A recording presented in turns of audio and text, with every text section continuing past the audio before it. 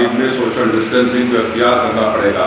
نماز نہیں پڑھ سکیں گے کیونکہ آپ اپنے چہرے پر ماسک لگا کر بھی نماز ادا کر سکتے ہیں. آپ مساجد میں بیت الخلاء کو بند رکھیے، وضو کا پانی کا انتظام نہ دیں گے تحفظ میڈیا پہ ہم، تحفظ میڈیا کبھی ہونے دیں گے نہ ہم.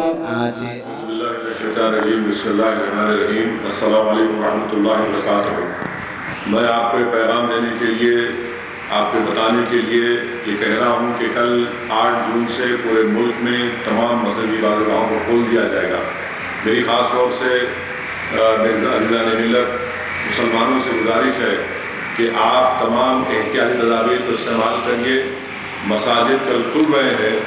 آپ کو جامعہ نظامیہ کا حیدرآباد کے عظیم دینی درسگاہ نے فتویٰ دیا ہے کہ آپ اپنے چہرے پر ماسک لگا کر بھی نماز ادا کر سکتے ہیں.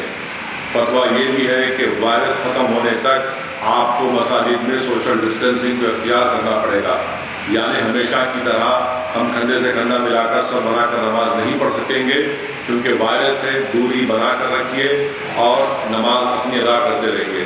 تیسری بات یہ ہے کہ آپ تمام کو بتا رہا ہوں کہ آپ اپنے گھر سے وضو کر کے جائیے، اپنے گھر سے جانی ماسک کو لے کر جائیے. میری مساجد کمیٹی سے یہ ادباً گزارش ہے، پرزور اپیل ہے کہ آپ مساجد میں بیت الخلاء کو بند رکھیے، وضو کا پانی کا انتظام مت کریے اور آپ کو یہ تمام احتیاطی تدابیر کو استعمال کرنا بہت ضروری ہے. وطن عزیز میں یہ وائرس بہت تیزی سے بڑھ رہا ہے. اب تک 2,36,000 لوگ اس وائرس کا شکار ہو چکے ہیں.